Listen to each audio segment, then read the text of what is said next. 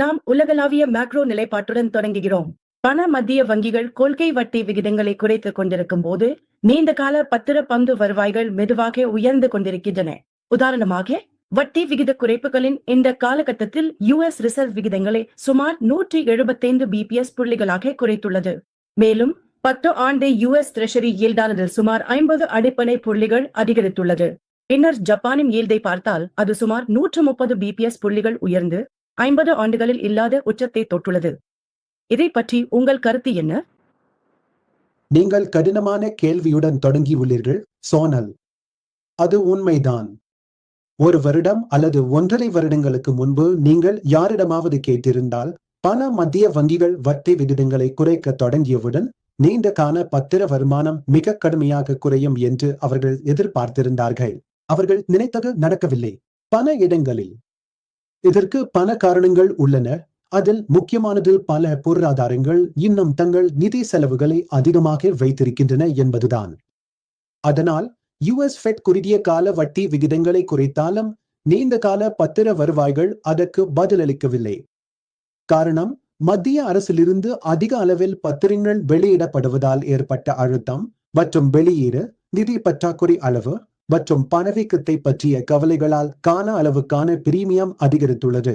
America வட்டி விகிதங்களை குறைத்திருந்தாலும் அங்கு அறிவிக்கப்பட்டுள்ள பணவீக்க விகிதம் அவர்களின் இலக்க அளவை விட அதிகமாக உள்ளது என்பதை நினைவில் வையுங்கள். இறுதியாக நாம் ஜப்பானின் விஷயத்துக்கு வருகிறோம். அங்கு நாம் உண்மையில் கூறுபவை எல்லாம், அதாவது ஜப்பானிய பத்திர வருவாய்கள் மிகவும் அதிகமாக திடீரென உயர்ந்துள்ளன. இது ஒரு பெரிய மாற்றம், சோனல். முன்பு இருந்த சூழ்நிலைகளில் உலகளாவிய மூலதன சந்தைகளில் ஏதேனும் குழப்பம் ஏற்பட்டால் உடனே என் மதிப்பு குறைந்து ஜப்பானிய பத்திர வருவாய்கள் குறைந்ததை நீங்கள் பார்த்திருப்பீர்கள்.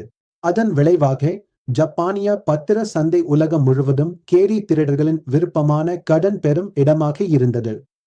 என் என்ற குறைந்த மதிப்பு கொண்ட நாணயத்தில் கடன் வாங்கி அதை உலகின் பிற பகுதிகளில் அதிக வருவாய் கிடைக்கும் இடங்களில் முதலீடு செய்வதற்காக பயன்படுத்தினர்.